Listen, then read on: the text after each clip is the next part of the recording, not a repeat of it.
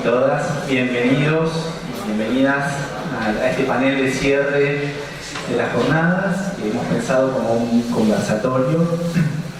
En primer lugar quiero agradecer la presencia de los panelistas, quienes ahora voy a presentar, y también de todos y todas ustedes. Voy a hacer una presentación muy breve y luego compartir la propuesta de esta conversación, de este debate que les proponemos. Bueno, del lado de la derecha de la mesa se ubica Luis Alberto Quevedo, es licenciado en Sociología de la UBA y magíster en Sociología por la Escuela de Altos Estudios en Ciencias Sociales de París. Es investigador del área de Comunicación y Cultura de Flaxo. También se desempeña como profesor titular de la materia de Sociología Política de la Facultad de Ciencias Sociales de la UBA, donde fue director de la carrera de Ciencias de la Comunicación. Es asesor en políticas de comunicación para diversos organismos públicos y privados, nacionales e internacionales. Y es autor de numerosos artículos e informes sobre políticas culturales, comunicación política y televisión pública. Leila Bechara es licenciada en Ciencias Políticas de la UBA, creadora de contenidos digitales, comunicación política, es streamer, conductora en diferentes canales y redes sociales. Trabajó, entre otros lugares, en Futurock, en la televisión pública, en Gelatina, y actualmente trabaja en Vorterix y en Seibo, Argentina. Javier Trimboli, profesor de Historia de la UBA, es docente de nuestra facultad en el seminario Pensamiento Nacional, Historia y Cultura Argentina, edita la revista Guay de esta facultad, ha dictado seminarios de grado y posgrado en la UBA y en otras instituciones. Es docente de la escuela media, ha publicado libros y artículos que sería largo enumerar, y ha producido contenidos historiográficos para la divulgación histórica en distintos medios como Canal Encuentro o en el podcast Sonido Cultura, un poco sucio, del Ministerio de Cultura de la Nación.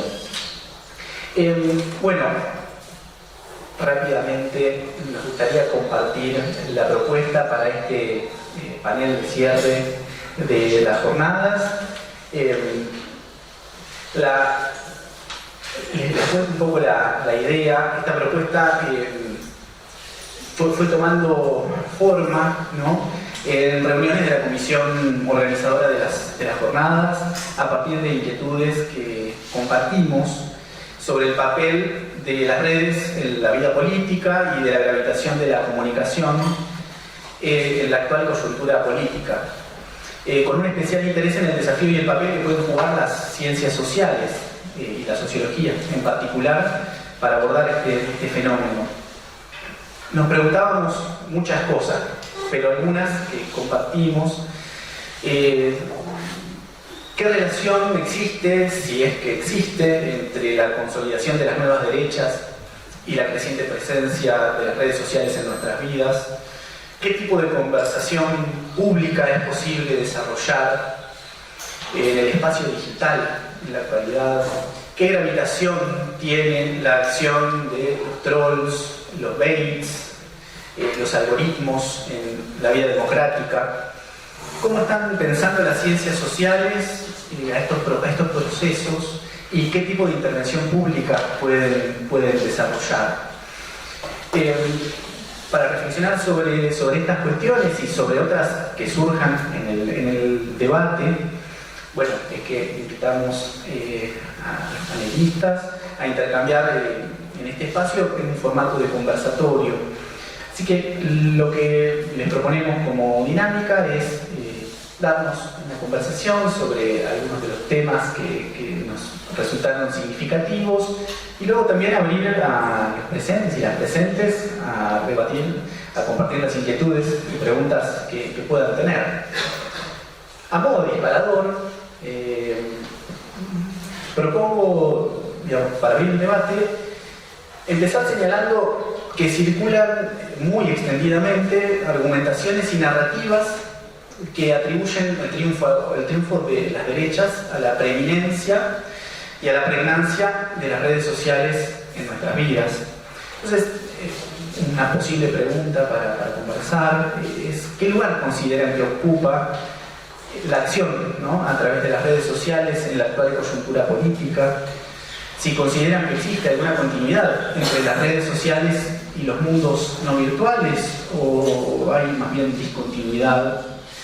¿Qué peso, qué grado de incidencia consideran que tiene la comunicación, la acción de los medios tradicionales y de las redes sociales en la vida y en el proceso, la vida social y en el proceso político en la actual coyuntura?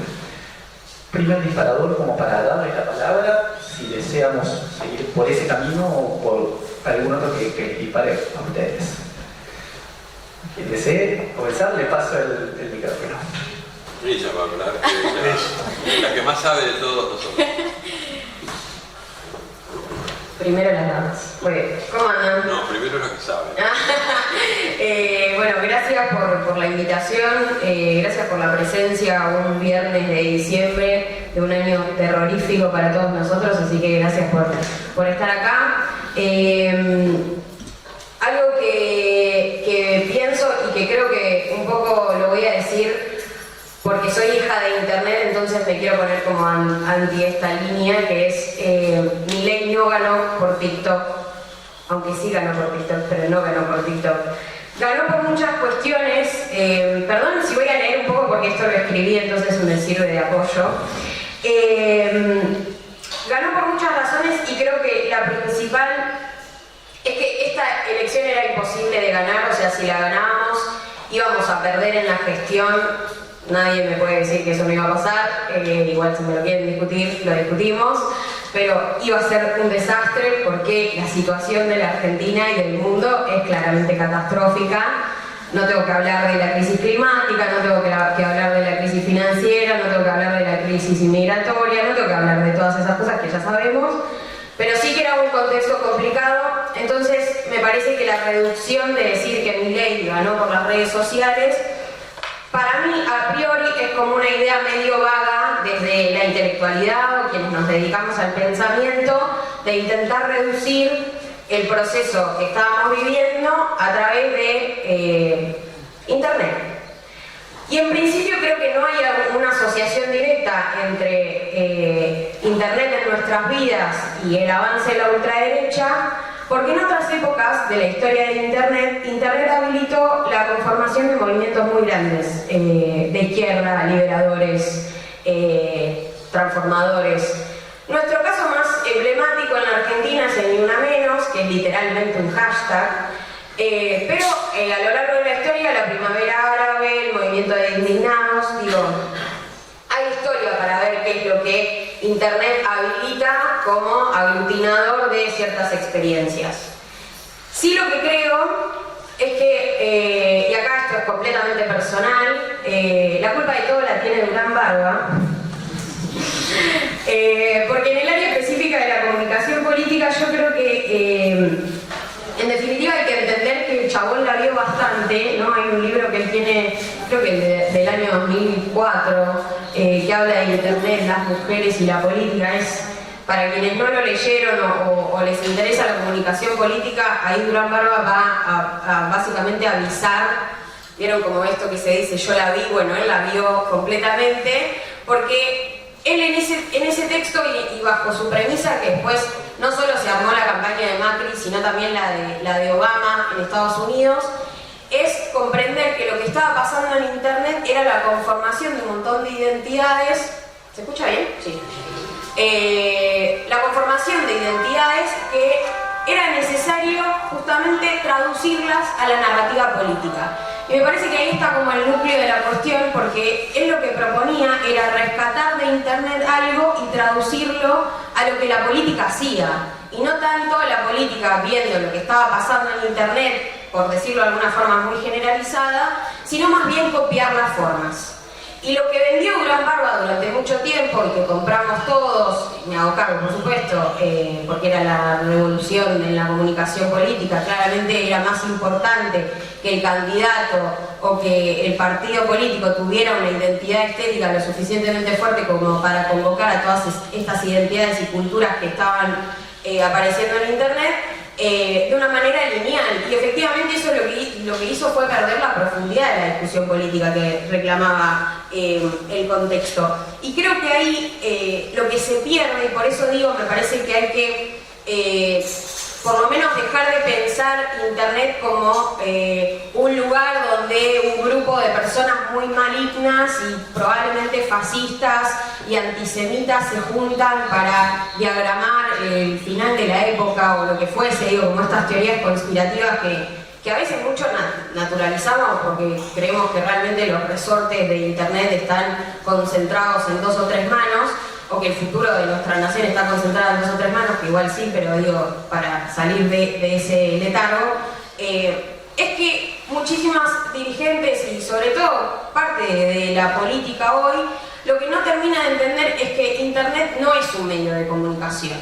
Internet hoy es básicamente la estructura por la cual el capital se sostiene.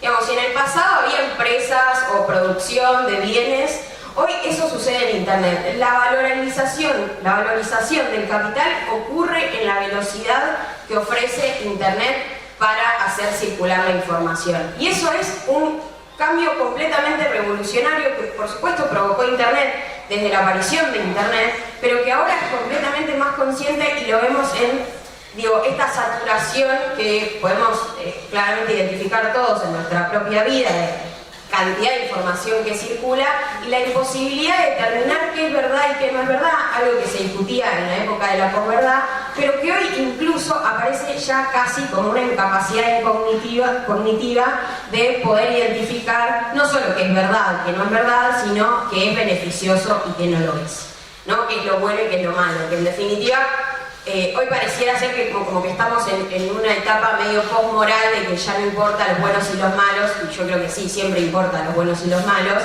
así se define la política, pero en principio la propia incapacidad de cada sujeto de determinar qué es lo que me hace bien y qué es lo que me hace mal, está completamente borrada por internet. Por esto aparece de vez en cuando campañas de como retirate de internet, lógicas que aparecen también de decir, bueno, hay que quitarles el celular a los niños de las clases porque eso les hace mal. Uno que también entiende que si se va de Twitter puede vivir mejor, aunque es muy adictivo, lo digo en nombre propio. Pero sí me parece que comprender esta distancia entre qué es lo que viene a hacer internet en el sentido revolucionario, de revolución tecnológica, ¿no? O sea, de revolución en los términos más estrictos de la palabra, es que viene a validar y a valorizar un flujo de información que es hoy el capital en su máxima expresión. Entonces, en esta nueva etapa, creo yo, del capitalismo, que tiene como valor de capital justamente el flujo de la información, lo que está pasando es que necesariamente se necesita una nueva estatalidad, una nueva institucionalidad de las cosas. Por supuesto, porque el capital lo que necesita es sostenerse, ¿no? Entonces, ese viejo estado de bienestar y sobre todo esa forma de construir candidatos, de representar masas, de representar sujetos, partidos, movimientos, experiencias de trabajo, etcétera, etcétera, además de estar completamente atravesada por la incorporación de internet en nuestras vidas diarias, también reclama un nuevo sistema político. Por eso Milei gana en algún punto, creo yo, esto obviamente no es así, pero digo para reducir esta intervención. En definitiva, él viene a representar esta transición entre el viejo mundo que todos conocemos y en el que todos estábamos tranquilos de que íbamos a tener un partido político que representara nuestras ideas, a una fase de transición en la que no solo no hay grupos de pertenencia, no hay partidos, no hay trabajo, no hay sindicato, no hay escuela, no hay comunidad, no hay club, sino justamente la necesidad de una autoridad que en este desorden global que propone internet venga a traer algo de orden. Entonces, en su delirio de ser el máximo jefe, igual no quiero decir delirio, perdón, esto va a quedar grabado, no quiero tratar mal al presidente de la nación, por favor. no, ya veo que me viene a bajar, pero viene a representar eso. Y me parece que parte de la discusión justamente es, bueno, recuperar parte del sentido utópico que tenía la izquierda en los 90 cuando aparece Internet y dejar de ver a Internet como una herramienta del enemigo, sino más bien empezar a ver cuáles son esas necesidades institucionalizantes que necesita justamente para poder darnos una buena vida, que es en definitiva lo que para mí el capitalismo hoy está haciendo a través no solo de Milei, sino también de Trump, que es el ejemplo más claro del otro lado del mundo, para por lo menos recuperar un sentido un poco más movilizante de este derrotero de básicamente angustia y derrotismo que se ve cuando uno reduce parte de este triunfo electoral a la idea de que no supimos usar bien TikTok. Yo no quiero aprender a usar bien TikTok,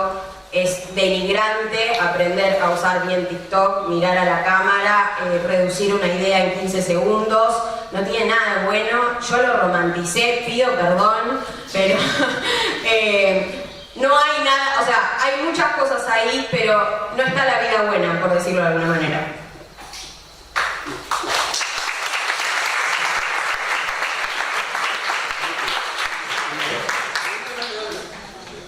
Bueno, ¿qué tal?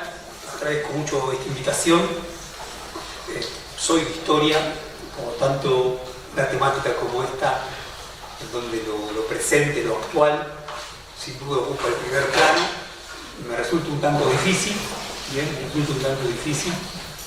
por tanto voy a hacer una intervención muy pequeña, muy breve, a propósito de una lectura a la que me llevó, en verdad una lectura que ya tenía hecha, pero a la que me llevó a repasar esta invitación.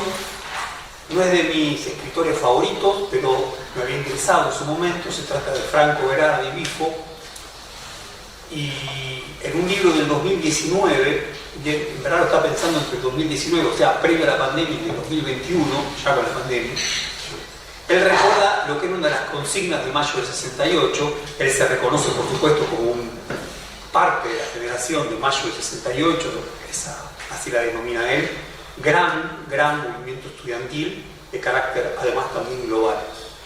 Una de esas consignas decía algo así como: corre camarada, el viejo mundo está cayendo detrás tuyo. Bien, por supuesto, en francés. Pero en esta idea hay un viejo mundo que se está desmoronando y nuestras piernas, nuestras patas, pueden alcanzar una velocidad tal que escapen a las ruinas, a los escombros de ese viejo mundo que está cayendo. Bien. Por lo tanto, no hay nada de inevitable en la caída de ese viejo mundo en términos de poner en crisis o poner en duda la misma situación de la cultura al margen de lo que ese viejo mundo significaba. Claro, lo que plantea Bifo en ese escrito es que justamente pasó lo contrario. Raramente, cuando todo estaba dispuesto o todo parecía implicar que efectivamente la acción humana iba a poder acelerar y evitar caer bajo esos escombros, bien, quien aceleró fue el viejo mundo. El viejo mundo aceleró y dejó de ser viejo mundo para pasar a ser el único mundo existente, el capitalismo. Bien. ¿Y qué nos colocó? Nos colocó ante la imperiosidad de por lo menos intentar adaptarnos a él. Desde ya, él está pensando esto con el 68, y para Bifo el impulso del 68 en Italia termina en 1977, ¿no? Cosa que coincide con el inicio de nuestra última dictadura. Pero claro, él pone el acento desde ya en lo que va a ser la explosión de lo que él llama la infoesfera a partir de Internet, ¿no? Principios del siglo XXI, y una explosión va a decir así él, una explosión de información como nunca antes había ocurrido, conocimiento objetivado que pasa a ocupar espacios en nuestra propia subjetividad, en nuestra propia memoria, como antes de eso nunca había ocupado, pero al mismo tiempo también una conciencia social que se retira, una conciencia social que se debilita, que está dañada y que no sabe qué hacer con esa masa de información que es cada vez más grande. Por lo tanto, así lo plantea Grifo, pasa a haber entonces una suerte de predominio de esa información ligada a las nuevas tecnologías que aplastan a la voluntad humana. A ver, a mí me interesa el diagnóstico. Por supuesto, el diagnóstico es muy extremo, y no puedo decir qué es lo que deja después de esto, ¿no? Después de un diagnóstico como este, qué es lo que hay. Pero en efecto, me parece que estamos tomados o estamos bajo la sombra de un diagnóstico de esas características. Por último, para agregar,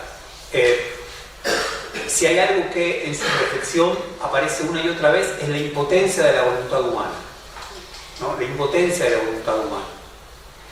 Quiero decir, tantísimas veces, tomados por lo actual, me parece, intentamos entender determinados fenómenos o determinadas circunstancias, alejándonos de algunas concepciones o algunos conceptos más amplios, que efectivamente son conceptos que iluminan. Él habla de la impotencia de la voluntad humana ante este sobrecrecimiento de la infosfera, bien, comunicacional. Pero me voy un poco más atrás. A mí me interesa tantísimo Hannah Arendt, de su texto sobre la violencia de 1971, cuando ella dice, muy a propósito del mayo del 68 y pensando en la radicalización de los grupos de mayo del 68, una vez fracasado el intento, bien, emancipatorio estudiantil, bien, ante lo que estamos, plantea Hannah Arendt, es ante la crisis de la facultad de acción humana sobre el mundo. Bien, crisis de esa facultad, bien, humana de accionar sobre el mundo. Para Hannah Arendt, la política descansa en esa facultad, la facultad de accionar sobre el mundo. Accionar para Hannah Arendt no quiere decir interrumpir lo dado, o quiere decir producir lo nuevo, no otra cosa. En parte comparto cuando Leila recién señalaba que no algo fundamentalmente distinto hubiera ocurrido de haber sido Imasa presidente. Bien.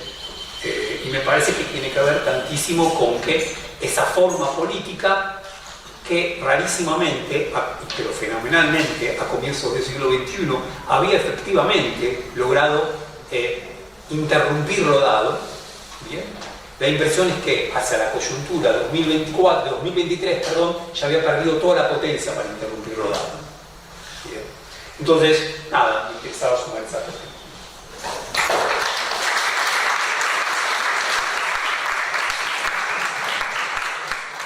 Bueno, muchas gracias. Buenas tardes a todas y todos. Gracias por la invitación a esta jornada de sociología. Gracias por invitarme a este panel en particular, porque estoy muy contento de encontrarme con Javier, a quien conozco hace muchos años, y nos une el afecto y algunas cosas en común. Y a Leila, que yo la conozco de las redes, de internet. O sea, yo, como soy alumno, dije, la voy a conocer. Leila dijo, hija de internet, yo soy hijo de la televisión. Bien. Y entonces nos gustan los ídolos, nos atraen. Bueno, voy a empezar por, en este día, voy a tratar de hacer lo que se ha propuesto, que es un diálogo, un conversatorio, ¿no? Entonces, yo había pensado en hacer una pequeña digresión, que la voy a hacer muy chiquita, porque este conversatorio se llama el espacio digital como espacio público, influencer, trolls, comunicación política, y digo, bueno, espacio digital como espacio público, a quienes venimos de la sociología, del sociólogo, vos sos de ciencias políticas, el espacio público es un concepto fundante de la modernidad y de la política, y suponía muchas cosas. Hay un gran libro de Richard Sennett sobre el declive del hombre público que describe el espacio público moderno.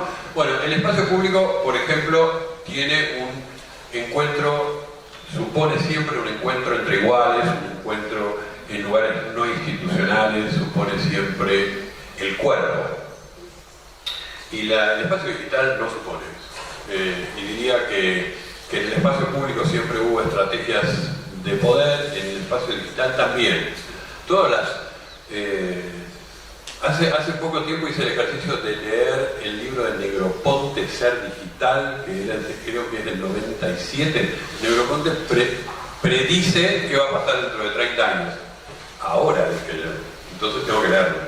Le erró en todo. En todo. Por ejemplo, no nombra la palabra teléfono celular o algo por el estilo, ¿no? No tiene la menor idea de nada. Además tiene todo el imaginario de Internet como el lugar de la democratización de la palabra, los múltiples emisores.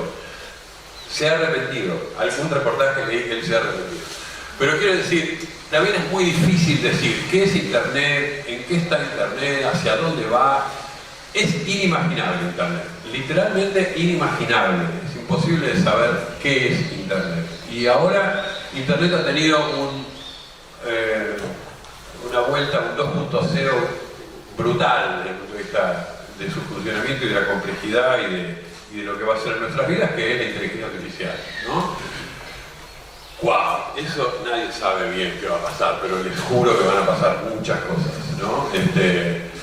En una muy mediocre intervención que hizo Milei el otro día, dijo que la inteligencia artificial era muy importante, que lo había ayudado a ganar la campaña electoral porque sus trolls habían hecho, no digo sus trolls, sus militantes habían hecho unas imágenes digitales de él como un león. Bueno, si eso fuera la inteligencia digital, no estaría en el mundo entero hablando de inteligencia digital, ¿no? De inteligencia artificial, perdón. Entonces, se viene una vuelta de tuerca muy grande con ese tema también. Es muy difícil saber qué es ese espacio digital. Ese espacio público, sí, yo creo que sí. Por ejemplo, si el espacio público también se define por ser el lugar donde se producen conversaciones, ahí se producen conversaciones. Como yo soy un hombre del siglo XX, en el siglo XX yo estudié bastante y durante muchos años televisión. Ya murió, entonces, bueno, es una autopsia, digamos, de la televisión, ¿no? La televisión fue un gran promotor, un gran provocador de conversaciones, ¿no? De conversaciones. Y yo me acuerdo en algún artículo que escribí por ahí en esos años, yo decía, la televisión no es un aparato, es un discurso que circula, ¿está bien? Yo tomo mate con mi madre los días sábados, mañana. Yo llego y mi madre me pregunta, ¿viste la telenovela turca? No, no la veo, porque no veo, te la cuento, me dice. Entonces me la actualiza y ¿de qué hablamos? De la telenovela turca que yo nunca vi. ¿Está bien? ¿Qué quiere decir esto? Sigue produciendo conversaciones. Por ejemplo, Gran Hermano produce conversaciones y algunos personajes de la televisión producen conversaciones. Está en un declive total, por supuesto. Pero ahí Internet o las redes, para ser más justo, sí produce conversaciones, ¿no? Ahora en otro territorio, en otro espacio, con otro lenguaje, con otras estéticas, con otros discursos, en otras plazas públicas, diría yo. ¿Está bien? Y eso hay que prestar atención. ¿Cómo son las distintas estéticas, lenguajes, narrativas que tiene cada una de estas redes? Uno dice, las redes sociales. No, bueno, Instagram es una red social, por ejemplo, aspiracional, de lo que uno quiere ser en la vida, y siempre se ha dicho que Twitter o X es una cloaca donde todo el mundo grita y se insulta, tienen distintas lógicas de funcionamiento, ¿no? TikTok también tiene otra lógica de funcionamiento. Yo creo que las redes sociales tienen una complejidad muy grande, que a veces nos cuesta discriminar ahí las distintas narrativas que hay, las distintas estéticas que hay, las formas de uso, cómo se usan, ¿no?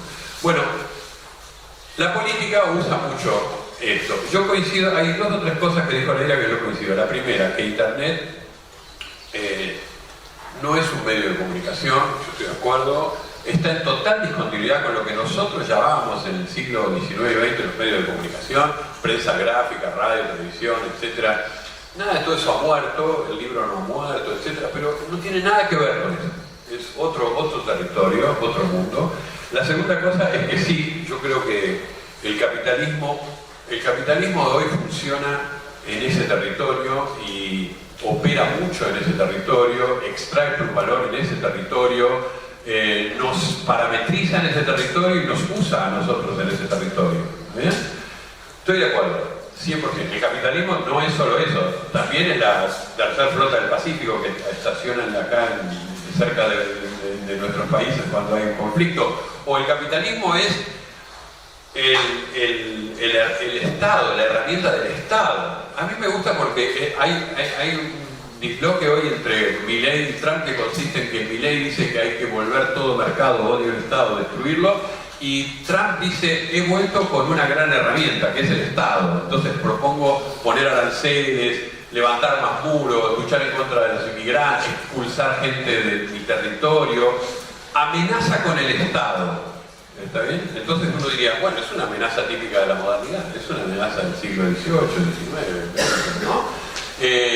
No está ubicado en ese lugar que nosotros lo ubicamos muchas veces, y sobre todo que Milei. Y para terminar con Milei, yo también coincido con Leila, dijo, bueno, Milei no es hijo de Internet y de las redes. Yo le paso un marcador a eso y digo, estoy totalmente de acuerdo. Y además ni siquiera se inventó él ahí. Yo creo que él es un mal usuario de las redes. Y, a ver, Milei es un señor de traje oscuro, con camisa blanca, con corbata, que fatigó, diría Borges, fatigó los canales de televisión durante varios años. Que luego ese material que él producía ahí sí era trabajado muy intensamente en las redes por sus seguidores. Sí fue una discursividad y un tipo de intervención que se tradujo, que se fragmentó y que se utilizó en esa batalla cultural que se da en las redes. Pero él es un señor que no pertenece a ese mundo, usa ese mundo. ¿Está bien?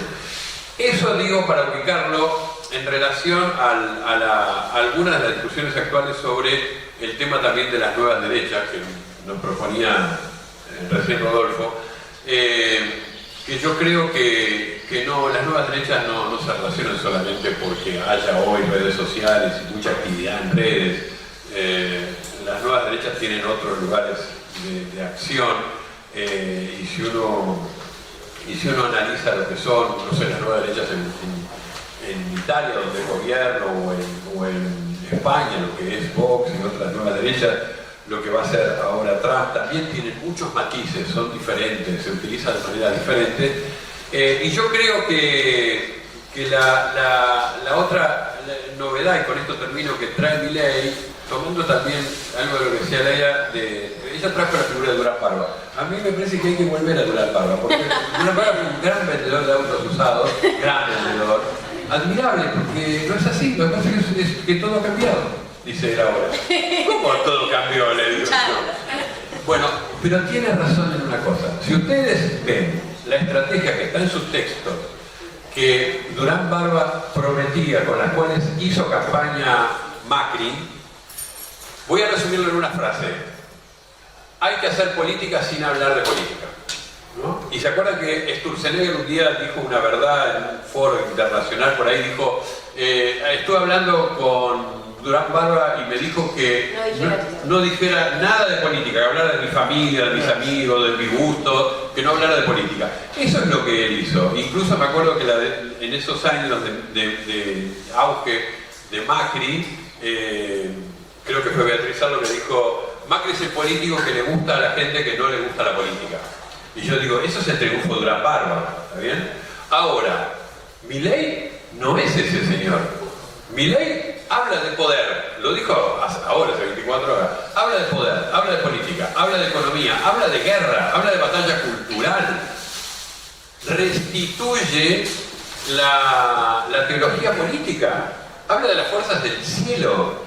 Eso no es un discurso postmoderno de no hablar de política para hacer política. Es un discurso que está muy metido en otra lógica de la discursividad, sí, de la derecha, que tiene varias discursividades y que también hay matices, hay en una lógica que me parece que sí tenemos que prestar atención. Ustedes vieron que además los mileristas siguen a Gramsci, ¿no? Porque son lectores de Gramsci. Y entonces yo creo que sí, que hacen bien en leer a Gramsci, pero ellos dicen, lo vamos a usar para el mal, que consiste en, sí, usemos el campo de la cultura, el campo donde se produce el sentido común, el campo donde se crea legitimidad, pero para crear la legitimidad de la derecha, que consiste en estos retrocesos en las agendas que tienen que ver con diversidad, género, etcétera, y con la reposición del sentido de que el capitalismo vale la pena y que el mercado es la única solución. Quiero subrayar entonces que Milei es un hombre en ese sentido clásico, no es posmoderno. Viene a dar la batalla en el lugar donde nosotros también hemos dado batalla y por ahora o estamos perdiendo o con un poquito de suerte empatamos. Gracias.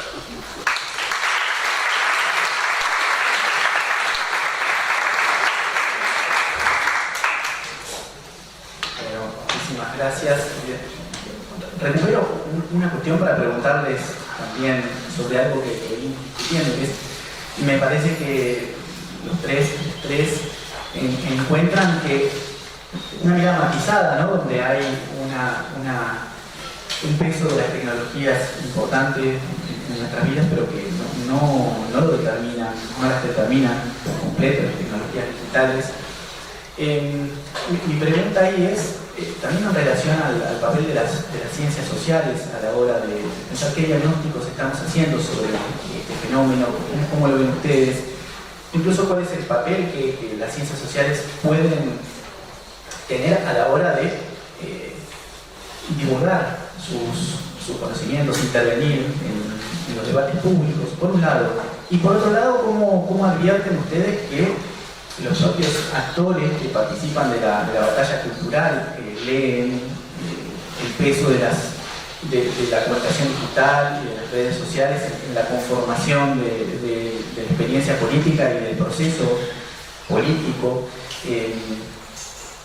pensando en que a veces circulan discursos que son como polares en ese sentido, discursos que plantean que toda la intervención política tiene que hacerse de manera digamos, destinada a segmentos de consumo y poderes, y otras miradas que plantean que de lo que se trata es de volver al barrio, ¿no?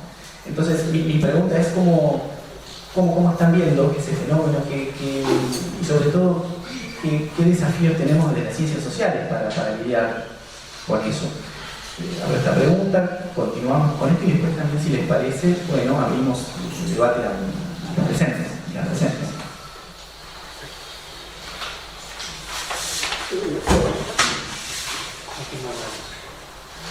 Bueno, arranco. Dos cosas breves. Una que me gustaría agregar a propósito del espacio público. Lo traía Beto. La televisión, el régimen de la televisión, o incluso uno podría decir el régimen del diario, permitía que, me pienso como docente en escuela secundaria en el 5º año, hubiera algunos temas que se constituyeran como núcleos sobre los que convergía la conversación. Bien. Quiero decir, la conversación no se desparramaba al punto de volverse imposible, en tanto que existían algunos temas, por ejemplo, se estrenó tal película, se habla de tal película, ¿no? Cuando en el año 1994, si no me equivoco, yo hablaba en la escuela secundaria, se estrena la lista de Schindler y todo el mundo hablaba de la lista de Schindler. Incluso una película como Gatica, claro, digo, era una película, pibes de 5º año sabían de esa película.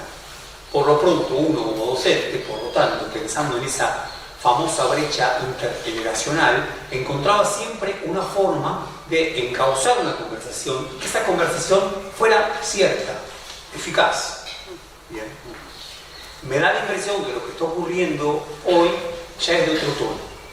Bien. En tanto que uno podría decir, los consumos a través de la propia web, aunque por supuesto esto es un fenómeno previo, pero que la propia web, la propia internet potenció, se diversificaron al punto de convertirse cada uno en un pequeño nicho en donde ya no hay zonas de comunicación.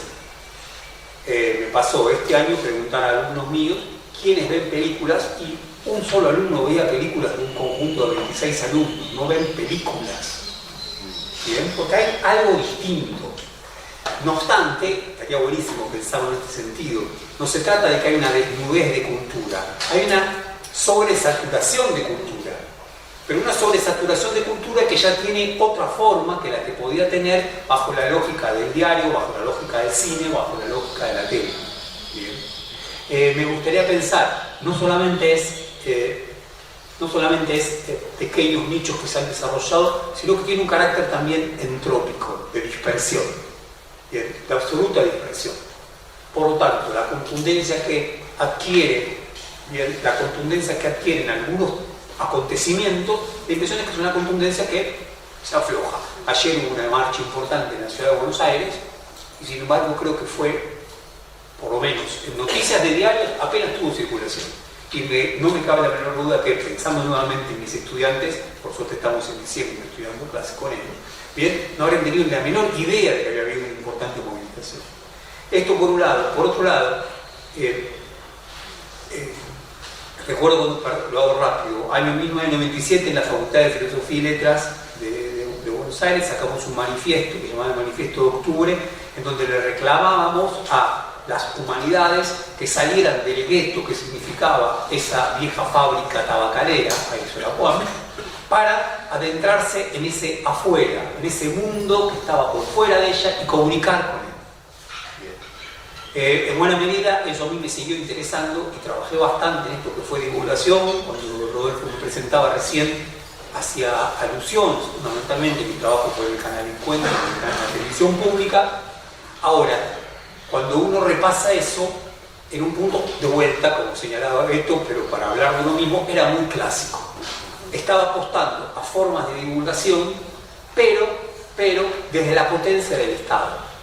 O sea, desde la potencia de un viejo actor, el Estado y la política, apostar a la divulgación. Realicé, para mí fue de lo más nuevo que pude haber hecho, un podcast durante el año 2022, 2024, 2023, perdón, 2021, 2022, 2023, bien, pero lo hacíamos desde el Centro Cultural Kirchner. Por lo tanto, también la impronta política parecía ponerle una suerte de sentido mayor, iba a decir corset, pero no es corset, le imponía un sentido mayor a esa experiencia comunicacional. Bueno, era un movimiento clásico, me parece, y lo conversábamos cuando veníamos con Leila, pero también tuvo que ver con un encuentro recontra interesante que ocurrió este año en el departamento, organizado por el Departamento de Historia, que claro, hoy para muchos de los estudiantes avanzados de nuestras carreras, para muchos de nuestros jóvenes docentes, bien, la posibilidad de devenir un streamer pasó a ser una de las posibilidades más deseadas. Incluso a veces hay más deseo en la posibilidad de devenir un streamer que en escribir un libro o tal otro. ¿Bien? En escribir un libro o tal otro. Lo que habla de algo, a ver, me gustaría decirlo porque nada tiene que ver con mi ley, por lo tanto no tendría que copiar el título de ese libro. Está entre nosotros. ¿Bien? Pero está entre nosotros, de otra cosa estoy queriendo hablar. Bien, lo que está entre nosotros es que entre nosotros también ese mundo que siempre se había supuesto tan protegido, que era el mundo de las academias, al que criticábamos en el año 97, ¿no? Por sus murallas, por sus fosos, por su imposibilidad de ser habitado si no era con los dos pies adentro. ¿Bien? Ahora, ese mismo mundo está transitado por otras líneas, podríamos decir de vuelta con Bifo, por otras líneas de deseo que parecen desearlo todo, ¿no? De una suerte de hiperexpresividad que puede alcanzar en cada uno, ¿bien?, la chance de devenir un streamer. Me toca el streamer. Hoy me anoté muchas cosas. En principio voy a responder a lo que dijo Beto. Creo que la diferencia entre Estados Unidos y Argentina, digo, en esto de pensar a Trump y Milei como en una línea, es que Estados Unidos es un imperio, digamos, está cayendo, pero se quiere sostener, y creo que parte de esa experiencia, que ahora lo conecto con esto, con esta pregunta y con la intervención de Javier también, es esta intención y de vuelta como su retorno a lo clásico, a la teología de la política, de la autoridad, me parece que es muy simbólica en ese sentido, y creo que tiene que ver con una demanda de orden a priori, una demanda de normalidad que esta misma época claramente está pidiendo a gritos, ¿no? O sea, enfrente de toda esta hiperexpresividad, gran flujo de información, el agotamiento generalizado que sentimos, no solo laboral, sino eso también cognitivo, en líneas generales creo que es como volver a un país normal, digamos, ¿no? Como por favor que se termine esta tortura. Y creo que en esa línea es muy importante pensar qué hay de lo normal viejo y de lo normal nuevo que estamos dispuestos a adaptarnos, ¿no? Me parece que esa es la negociación como de la época. Y creo que estamos negociando eso de una manera completamente entregada. Diría que hasta ni estamos negociando. Creo que estamos demasiado esclavizados como para tomar consideración que eso es lo que está pasando. Y creo que en parte también la estrategia no sé si ni siquiera es la estrategia, creo que lo tienen demasiado naturalizado de esta derecha alternativa, que eso sí creo que se puede rastrear en todas las experiencias globales, que es la provocación constante, ¿no? O sea, la idea del baiteo, de que todo el tiempo están tirando una por la ventana y que completamente fuera de contexto no tiene sentido, pero nosotros entramos y discutimos igual porque ahí pareciera ser que se sostiene algo de la democracia que supuestamente nos da de comer y nos hace felices, cuando efectivamente no está pasando eso, pero no importa porque nuestra nostalgia nos permite estar atados ahí.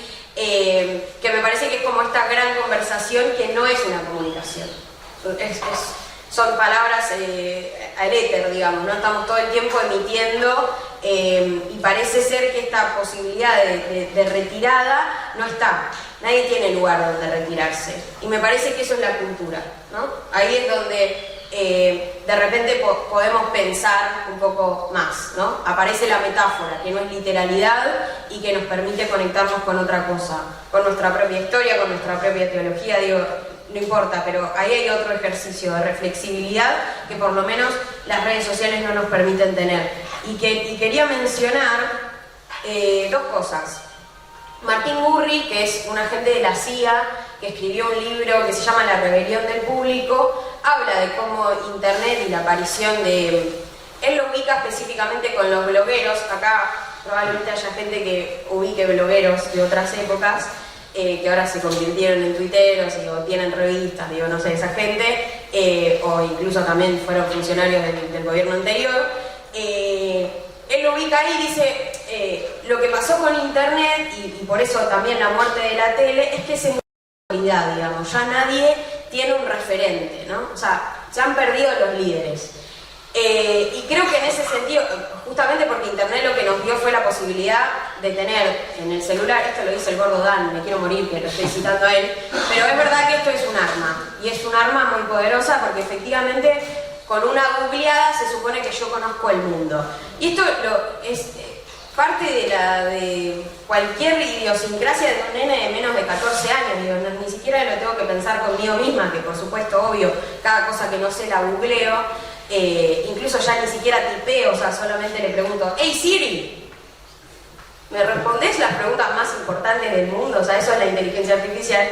Que yo creo que en esa pérdida de autoridad no tenemos referencia. Entonces, si yo me convierto en Dios gracias a esta tecnología, ¿no? Soy omnipotente, soy omnipresente, puedo hacer lo que quiera, le puedo pedir al chat GPT que me construya un presidente. Por supuesto que no va a haber nada donde referenciarme y donde decir, bueno, necesito construir con otros para construir poder, que en parte me parece que esa es la recuperación que hace Milei en ese sentido, ¿no? O sea, volver a poner el eje en el poder. Y creo que ahí, para resumir y en parte responder la pregunta, que era, bueno, ¿cuál es el rol de las ciencias sociales? Yo creo que ahí el mayor de los problemas es que nosotros seguimos pensando con categorías del siglo pasado la sociología de Internet, ¿no? Entonces, seguimos pensando que hay ultranacionalistas, que hay transfóbicos, que hay nazis en Internet, por supuesto que los hay, pero la configuración de esas comunidades son principalmente estéticas, son formas del lenguaje que encontraron para hacerse de esta provocación, que es justamente la que logra resaltar en toda la cantidad de información que hay. En la gestación de estas subculturas, que es histórica y que no apareció el año pasado, ni hace 2 años, ni hace 4 años, 4chan ya no existe. Y hay gente que todavía piensa que estudiando 4chan, googleen, no voy a detenerme a explicar qué es 4chan. que pensando que, bueno, ahí apareció la ultraderecha y ese fue el punto. Chicos, 4chan no existe más. De hecho, The Vox, que es tipo 4chan hoy traducido, está en Twitter, está entre nosotros. Digo, es como ya está normalizado esto. Entonces, poder entender por qué la gente encuentra ahí un atractivo, para mí está súper relacionado con la idea de que la autoridad ahora tiene esta forma.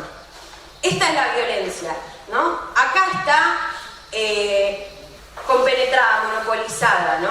Acá está la autoridad que, claro, tanto se reclama. Por eso es tan fácil decirle fascismo, pero es más complejo que solamente decirle fascismo. Y hay que entender también esto, en la lectura de Todos queremos ser streamers, esta es la forma en la que se naturaliza eso, digamos, ¿no? Entonces, ¿cómo recuperar lo otro? La reflexibilidad, la retirada, la cultura, para mí es fundamental. Y ahí yo creo que Luquitas Rodríguez es nuestro próximo líder y ojalá presidente de la nación. Ahora, antes de que yo haga una pequeña intervención, te voy a hacer 3 preguntas. ¿Hablas con Siri? No le digo, no. Pero le digo que... Seguí siendo mi ídola. Te reíste cuando él dijo que nadie ve películas. El otro día un chico joven me dijo que una película es una serie de un solo capítulo. ¿Vos no ves películas? Sí, yo miro muchas películas, sí, por supuesto. Extremio, que ojalá no lo baje nunca, pirateado, todo. Y la última, te escuché en un streaming tuyo decir que es muy malo el uso de las redes. Estamos en provincia de Buenos Aires, entonces voy a hacer una pregunta pertinente. El de Axel. Sí. Lo dijiste. A ver, lo dije, lo sostengo. Te regalo mi tiempo para que digas algo. Laburé para Axel, así que lo puedo decir. Sí. Uy, pero esto es otra... Bueno, es una conversatorio. No, para mí... Un par de tweets. Para mí no hay dirigente hoy que use bien las redes sociales. Tengo que pensar muy bien si hay alguno que la use bien.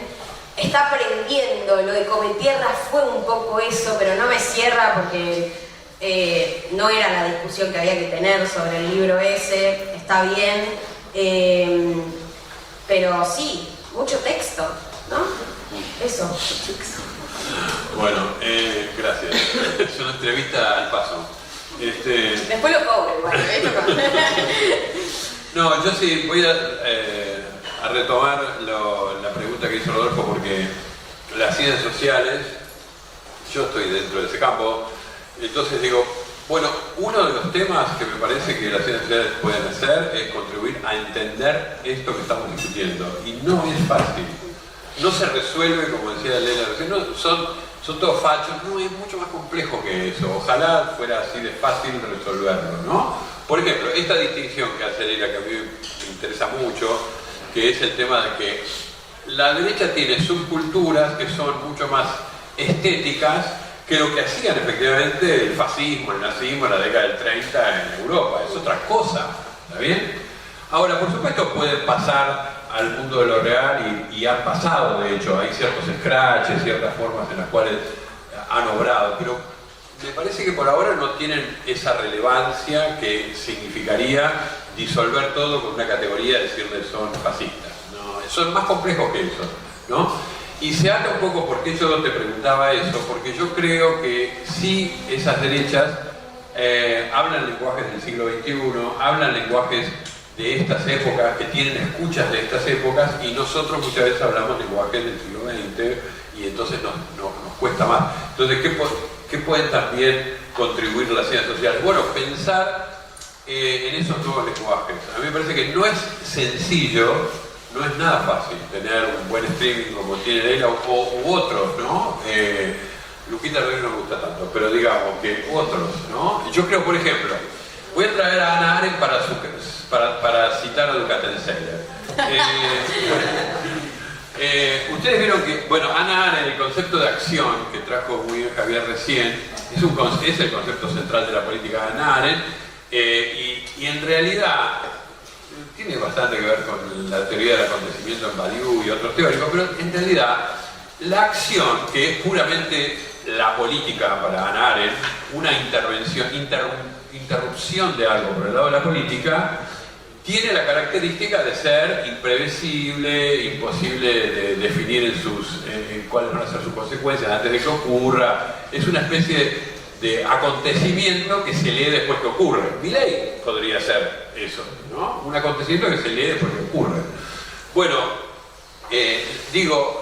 ¿por qué dije Ducatelseller? Para decir, de repente Ducatelseller, que es un expresidente independiente, que tiene un programa impresentable, que dura 6 horas, con Azaro, etc., ya se pelearon, el loco y el cual, bueno, todo lo que ustedes conocen, pero de pronto es un hecho político. Bueno, Máximo Kirchner fue ahí, ¿no? Entre otros, porque además él invitó al pelado Trebuch y lo echaron, bueno, el pelado se fue. Se transformó, ¿por qué traigo ese caso? Porque se transformó en un lugar de referencia para miles de personas que tiene consecuencias políticas y que habla otro lenguaje y que opera en otro territorio de lo simbólico, no reproduce, digamos, ustedes vieron que ahora Milei hizo las 10 verdades de Milei, una especie de decálogo. Bueno, eso también es medio viejo, son como las 20 verdades del peronismo. Me parece que esa no es la novedad de Milei. Las novedades de Milei, en una de esas, tienen mucho más que ver con lo que también ustedes decían recién. La derecha tiene esa estrategia de la provocación constante, ¿no? Llenar el territorio de mierda, como decía uno de sus epígonos. Bueno, esa idea de que siempre estamos angustiados por una cantidad de cosas que nos están tirando permanentemente. Es una estrategia justamente de no... La gran amiga querida que se fue, Mariano Moyano, decía, nos quieren volver locos. Bueno, eso está dicho por Steve Bannon y por varios de sus teóricos, sí, nos quieren volver locos. Yo creo que algunas de las estrategias de la sociedad de que no te vuelvan loco es un poco lo que decía Javier. Bueno, te refugias en un territorio, ¿verdad? En una cierta tierra de confort, es decir, no me meto en esa locura. Puede ser, te aleja de los otros, ¿no? Te aleja de la acción común. Y eso es para mí, con esto quería terminar, uno de los temas centrales. Como yo soy sociólogo, yo creo que las dificultades de lo común, de recuperar lo común, no solo están en este campo de lo simbólico, de lo discursivo, de las redes, etcétera, sino que están en las prácticas nuestras cotidianas, laborales, etcétera. Es decir, cuando se dice que un pibe de Rappi es de Milei, bueno, no sé, odia al Estado, cosas por el estilo, yo diría, las condiciones estructurales del trabajo hoy tienen, yo diría, el pibe de Rappi es hoy una metáfora de muchísima otra gente, que puede ser un señor que maneja un Uber, o puede ser un pibe que trabaja en mercados financieros internacionales encerrado en su casa. Es igual. ¿En qué sentido es igual? Trabaja solo, aislado, no hay otros, no hay sindicato, no hay lo común. ¿Está bien? Y sobre todo en el encierro de sí mismo. En el encierro de sí mismo. Hace poco Byung-Chul Han, ustedes vieron que Byung-Chul Han saca un libro por semana. Es muy difícil seguirlo, pero sacó uno precioso hace poco, que son 3 conferencias que él dio, y dijo en un momento de las conferencias, dijo, si yo tuviera que resumir toda mi obra en una sola frase, Chan, dije yo, va a resumir todo lo que nosotros no entendemos, además muchas veces, en una frase. Dijo, usaría 3 palabras, el otro desaparece. Y me gustó.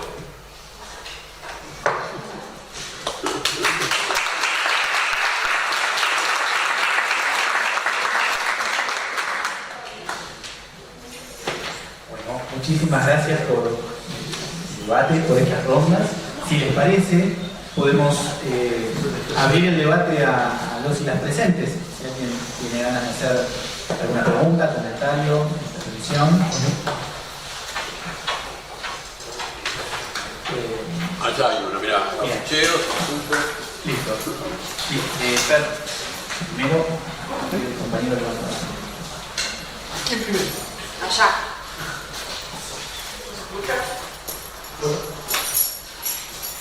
Si les parece, hacemos un par de preguntas, comentarios y luego... Claro. Hola, ¿cómo les va? Quería preguntarle a Leila, puntualmente, me llamó la atención que uno de los 3 mencionó el concepto de la calle online. Si ustedes creen que es importante para el campo nacional y popular, tratar de ganar la supuesta calle online. Es un concepto que trajeron a colación ellos, ponen en frente, ¿no? Lo rápido que nos dimos por vencido, la dimos por perdida la calle online. Traigo también a colación la frase con la que se publicita Twitter de cuando pasa, pasa en Twitter.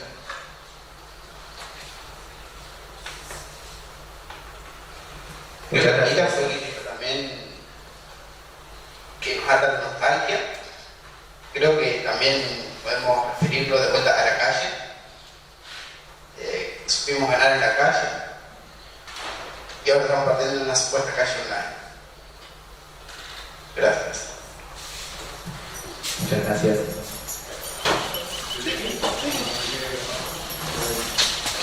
Bueno, primero agradecer sus ideas, me parecen muy interesantes. Gracias. Creo que está apagado. Se escucha igual. Bueno, tengo preguntas y comentarios. Y estoy de acuerdo en que Internet está influido por el capital. Y no solo en cuanto al contenido, sino inclusive en toda la infraestructura. Pero también podemos decir lo mismo de otros medios como los tradicionales, porque la televisión y la radio también están al servicio del capital cuando tienes financiamiento. Entonces, me gustaría saber en qué términos podrían definir un medio de comunicación, porque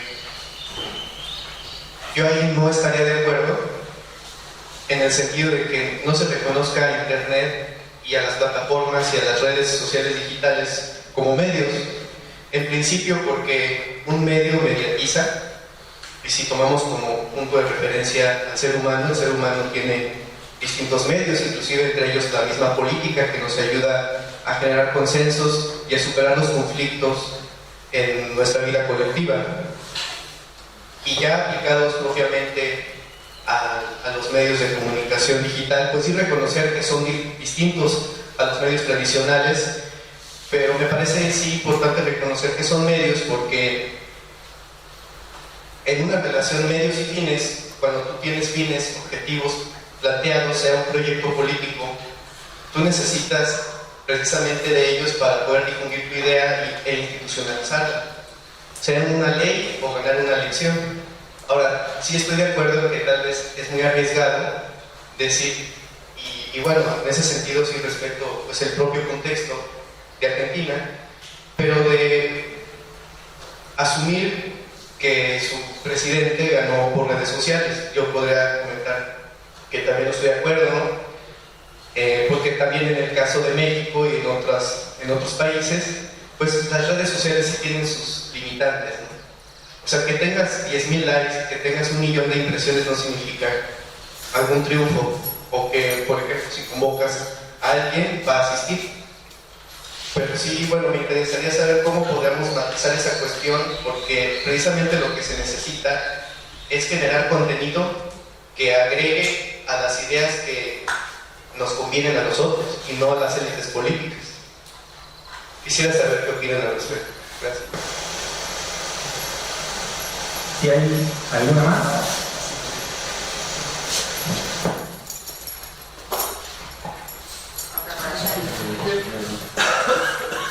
Hola, ¿cómo va? Yo quería hacer una pregunta, más que nada con lo que trajo el compañero a hablar acá y lo que había hablado Leila al principio, que habla de Milei, si lo ganó la elección por internet o no. Digo, yo soy militante político y capaz muchas personas están acá también, y a la hora de tomar decisiones los dirigentes son muy clásicos y están muy metidos en la vieja política. Por lo menos en el peronismo. Y eso se ve en todos lados. Y acá en La Plata también. Y una persona, un streamer o un influencer no está bien visto por la política clásica como si lo fuese una persona territorial, por ejemplo. Entonces, ¿cómo podríamos ver esto reflejado en el peronismo? Porque no se ve la realidad. Todo separado. Sí, me encanta. Bueno, sí, no me gusta el término la calle online. Perdón. No lo uso porque no me gusta, porque no me gusta, qué sé yo, es raro. Y porque además me parece que responde como a la misma lógica de cuando a algún militante le dicen hay que bajar al barrio, viste, como, bueno, ¿qué es esto? No sé, no entiendo. Perdón, no hablo así. Pero sí lo que, y que un poco como que rastreo en todas las preguntas, que es, efectivamente hay algo de ceder este territorio, si es un territorio que está separado del territorio real, vamos a decir, o de la real política, ¿se puede ceder, no se puede ceder? Yo creo que el problema ahí es que, primero, la interpretación sobre el espacio, que me parece que es un buen debate. Yo creo que sí, Internet es un espacio público que tiene normas y, como decía Beto, tiene lenguajes, tiene estructuras, tiene su sociología propia, que es completamente diferente. Por eso hago énfasis en que no me preocuparía tanto la presencia de nazis en Internet, simplemente cómo respondemos a los nazis en Internet. Me parece que eso es como de la misma manera que respondemos en la vida real. Es raro que Frank Fija sea un concepto de gente que corre a los zurdos en Internet y después en la vida real sea cagado sistemáticamente a palos por gente de nuestra propia fuerza, que es como, ¿quién es el fascista acá? No termino de entender. Entonces ahí como que creo que el mayor desafío es entender la propia postura, o sea, ¿qué sos vos en Internet? ¿Cuál es tu identidad en Internet? Creo que eso es lo que el peronismo no termina de resolver, por lo menos en la línea de la última pregunta. No sabe qué quiere, no sabe qué cree, no sabe qué lenguaje tiene. O sea, por supuesto que perdió las elecciones por eso, y eso era imposible traducirlo en redes sociales. Pero Milei, al no ser un personaje específicamente de Internet, que no nace ahí, que no es un influencer, que le dan muchos minutos, como se contó, de televisión, el resultado de eso es una comunidad que lo levanta a él consistentemente y sistemáticamente en Internet.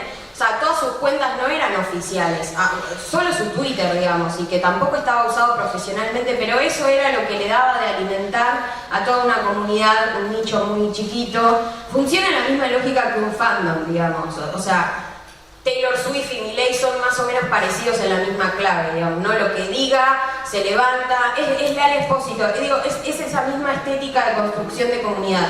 Al peronismo le va a costar eso, porque el peronismo no funciona así, no es un líder que sale de la nada y de repente todos dicen soy ese, porque en el peronismo nadie puede ser ese, porque el líder es otro, es único, digamos.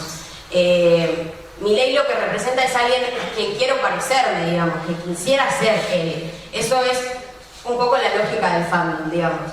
Entonces yo creo que acá hay muchísimos problemas. En principio la forma en la que nosotros abordamos la militancia en redes sociales, que pareciera ser que solo con likes y compartir y decir que chat esta mujer alcanzaría para sustentar el contenido político de una propuesta política, que bien no se reduce solamente a la estética que tenga en redes sociales o a la forma en la que le responda Cristina a Milei en redes sociales. Eso no alcanza para hacer que toda la gente coma y que tenga trabajo. O sea, eso lo sabemos, eso es parte de nuestra propia ideología. Digo, no voy a comprar ese cuento, porque para eso voy y voto a Milei, que es efectivamente lo mismo. Y por el otro lado, creo que el problema de pensar que uno gana o pierde en la calle online o en la calle real, me parece que es una lógica muy de la batalla cultural que ellos mismos están trayendo. Entonces, pensar que uno gana políticamente cuando doma al otro es una pésima estrategia política. Y el peronismo o el Movimiento Nacional Popular, del que yo me siento parte y también soy militante, no perdió en la calle online, ni siquiera dio la batalla, no hay que ni dar la batalla ahí, no existe, uno tiene presencia en redes. El peronismo es fuerte donde organiza gente. Y si vos en redes sociales podés organizar gente, buenísimo, porque esa es la forma en la que nosotros consideramos que se construye poder, no acumulando a un líder político como lo hacen ellos, likeando cosas de Javier Milei, sino construyendo y organizando gente. Eso se puede hacer online, por supuesto, con un montón de limitaciones, porque el algoritmo es una cuenta matemática de la que no tenemos ningún tipo de control, que podemos saber cosas, digo, podemos tener programadores que armen redes sociales que sean más benévolas para nosotros. Digo, go for it, háganlo, está todo bien, me parece buenísimo, pero somos fuertes en la vida real, donde, como decía Beto, más allá de estudiar los lenguajes, las formas, la estética que tiene la ultraderecha hoy, nosotros somos fuertes en organizar gente para poner un plato de comida en la mesa, ¿no? O sea, la supervivencia de la vida es lo que a nosotros nos hizo peronistas, digamos. Entonces, en esa clave yo creo que el problema está seguir pensando, esto odio decirlo, pero es bastante burdo, que con las armas del enemigo le vas a poder ganar al enemigo. No son las armas del enemigo, es tecnología. O sea, la usás para tus propios fines, no para dar una pelea en la que claramente vas a perder porque la agenda es de ellos, la dinámica es de ellos, como... nosotros tenemos una doctrina en ese sentido, digo, como hay un manual de qué se hace, qué no se hace. Ver cómo la tecnología nos puede ayudar a eso me parece que es la línea. Acá me pongo súper política, ya abandoné todo lo de la ciencia política, ¿no? Pero sí, o sea, creo que nuestra frustración es que, generacional, digo, ¿no? Que somos parte de una generación que vivió con internet, que más o menos sabe cómo funciona, de repente ver a un chabón de 60 años, voy a poner un ejemplo genérico, ¿no? Pero un supuesto dirigente que debería tener y traer un poco más de orden al movimiento, tuiteando como si fuéramos nosotros. Y la verdad es que no. Nosotros tenemos otra lógica del orden, del liderazgo, de la conducción y para eso voto a Milei, digo, como para eso me hago de derecha, como está ahí el claro ejemplo. Entonces, es difícil porque es un proceso de adaptación que está haciendo el peronismo a esta etapa y le está costando y hay que seguir militando, digo, no tengo mucha más resolución que esto. Perdón. Digo yo algo para que... Sí, perdóname, yo digo. Tres cositas muy breves, una en parte contrapunteando con Beto. Alain Badiou, hasta hace poco lo entrevistan y él, por supuesto, padre de la teoría del acontecimiento, como definía Beto, eso que es impredecible, que no puede ser deducido de una estructura previa, eso que a la vez irrumpe y transforma una situación. Bien, y le preguntan una y otra vez si para él el nazismo, entonces, ¿verdad? Están aquellos que dicen que el nazismo también fue un acontecimiento. Y Alain Badiou dice que no. ¿Por qué? Porque el acontecimiento lo que hace es abrir un horizonte de carácter emancipatorio. Y en todo caso lo que hace el nazismo es potenciar las tendencias del mismo capital y la misma tecnología. Bien. En ese sentido, yo pienso que en Milei no hay un acontecimiento, sino que justamente lo que es la potenciación de las tendencias del capital de tecnología. Bien. Configurando un país alrededor de esas tendencias. Por lo tanto, bajo esta lógica, me interesaría pensar que tampoco hay acción política, sino que hay puro acoplamiento a esas lógicas de las tendenciales, bien, del capital y de la tecnología. Esto por un lado. Por otro lado, y como problema serio, y perdón las tantas citas, pero soy de otra generación y puedo hablar con autores, también llevándolo a un extremo, no es el mío, pero sin embargo me interesa traer estos extremos porque con los extremos, incluso cuando no estamos de acuerdo, podemos pensar. Giorgio Agamben, que fue tan buleado durante la época de la pandemia, plantea que el tema nuevo de los dispositivos que hoy conocemos, ¿bien? Los dispositivos en boga que hoy conocemos, es que son improfanables. Improfanables. El libro es profanable. El libro originalmente era uno, la Biblia, pero después vino el Manifiesto Comunista, después vino Hacia habló Zaratustra. Se pudieron escribir otros libros. Son profanables los libros. Se puede dar de ellos también otro uso, porque estaba la Biblia, pero también hay cura del tercer mundo. se transforman. El problema serio, dice él, es que estos nuevos dispositivos son improfanables. Por lo tanto, hay que trabajar con ellos, en parte lo que dice Leila, sabiendo que profanarlos se los va a profanar. Bien. Interesante también para pensar la escuela que también fue profanada, la fábrica que fue profanada y que después devino empresa, que es otra cosa que la fábrica. Y lo último, con Deleuze, traje de casualidad, no tan de casualidad. Decía Deleuze en una entrevista que le hace Tony Negri en 1990, crear siempre ha sido distinto que comunicar. Crear siempre ha sido distinto que comunicar. Yo diría, para Deleuze crear está del lado del acontecimiento. Bien, crear siempre ha sido distinto que comunicar. Puede que lo importante sea crear vacuolas de no comunicación, interruptores para escapar al control, vacuolas de no comunicación, vacíos de comunicación. Como ahí él entiende Deleuze, por supuesto uno de los filósofos fundamentales de la segunda mitad del siglo XX, bien, en una clave, algunos dirán postestructuralista, postmarxista, pero de las más interesantes, bien, está pensando que hay la posibilidad de un devenir minoritario, que no tiene que ver con grupos pequeños, dice él, sino que tiene que ver con no acoplarse a las formas instituidas de producir subjetividades. Bueno, hay algo interesantísimo, ¿no? Hay algo interesantísimo. Bueno, eso nomás. Gracias. Bueno, en relación a las preguntas y solo sumando algo de lo que ya Leila dijo, yo creo que la calle online es un oxímoron en el sentido más literal del término. Y me parece que tanto la potencia como la gracia que tiene la calle como espacio público, que no ha muerto, que está, es justamente que no está en el territorio de lo digital, ¿no? Yo pensaba en la experiencia del 2024 con Milei. Hubo muy pocos episodios, acontecimientos que lo molestaron, que interrumpieron sus avances. Uno de los más significativos, no el único, pero uno de los más significativos fue la marcha universitaria. Y eso se hizo en la calle con miles y miles de personas, en un estilo clásico, pero eso interrumpió algo, ¿no? Una línea le puso, ¿no?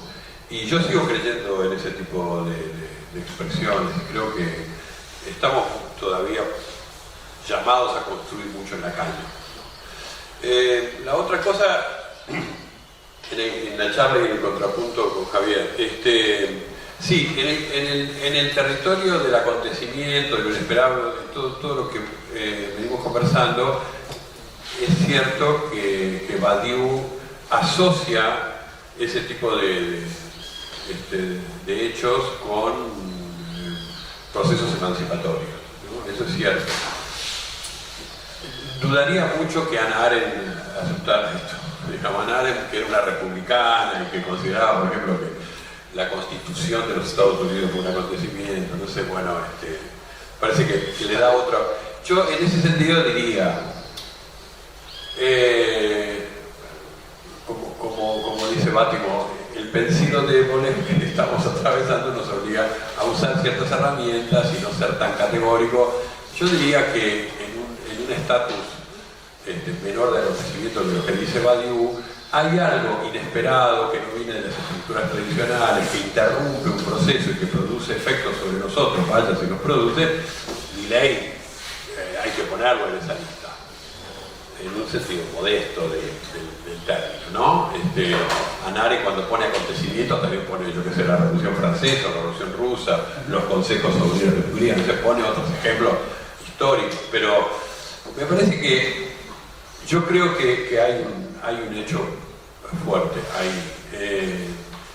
La otra cuestión, y con esto también para ir cerrando, yo creo que la derecha ha tomado la iniciativa. En Argentina muy claramente, en muchos lugares del mundo muy claramente, y que ha desorientado mucho a los otros pensamientos, y sobre todo acá al campo nacional y popular. Yo creo que acá hay una enorme desorientación, no saber bien qué hacer, hacia dónde ir, hay mucha fragmentación, Me parece que lo que funcionó como interpretación histórica, que fue la teoría de Laclau sobre las cadenas de equivalentes y todo eso, hoy no funciona. Nosotros querríamos que todas las pequeñas luchas pudieran ser hilvanadas por un hilo emancipador. No funciona así, ¿no? Yo venía hoy perdido en La Plata, venía por la calle 7 y vi una manifestación, ¿no?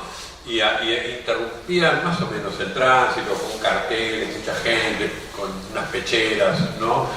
Solo quise enterarme de qué era y no pude, digamos, ¿qué es esa protesta? Pero estaban ahí, estaban en la calle, los jubilados los miércoles están en la calle. Los del Garrahan abrazan el Garrahan, no sé, hay calle, hay plaza pública, hay siglo XX o siglo XIX todavía en la política, hay.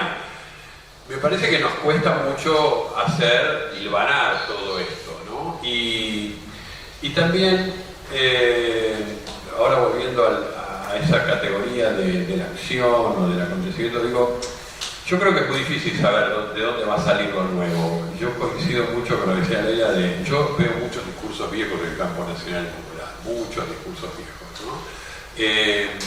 Pero no creo que venga el problema desde la discursividad. Yo creo que no hay ninguna palabra que pueda interrumpir lo que está pasando. Yo creo que tiene que haber algo ligado a la acción. Bueno, Hannah Arendt decía que la acción era eso, ¿no? Era acción, palabra y discurso. Perdón, acción, el cuerpo y el discurso, ¿no? Es decir, un hecho, hacer algo y un sentido de eso, o sea, el discurso, ¿no? Una narración de eso. Y yo creo que falta hacer algo. No sé qué es, pero creo que tiene que... Voy a poner un ejemplo. Son las 3 de la tarde, ya nos vamos a ir, ¿no? Sí. Podemos. Cortar la grabación. Se puede cortar la grabación. No, voy a poner un ejemplo grandilocuente y otro del corazón argentino. En el grandilocuente digo, bueno, un día Gandhi se opuso al Imperio Británico y no armó otro ejército, hizo una cosa testimonial, y hizo los ayunos, yo qué sé, hizo otra cosa, pero hizo algo con su cuerpo, ¿no? Puso el cuerpo, ¿no? Y pensaba en el corazón argentino, digo, las madres un día dieron vueltas alrededor de una plaza. Yo no creo que ellas en este momento dijeron, estamos haciendo historia, venimos acá a cambiar, pero hicieron algo. No escribieron otra carta de denuncia para que la Comisión Interamericana de Derechos Humanos o los franceses desde Francia se solían. Hicieron algo. Ese algo fue muy molesto, que le costó vidas a varias de las madres, ¿no? Y siguieron haciendo algo con el cuerpo. Yo no sé qué es ese algo, ¿no? Pero creo que viene por eso.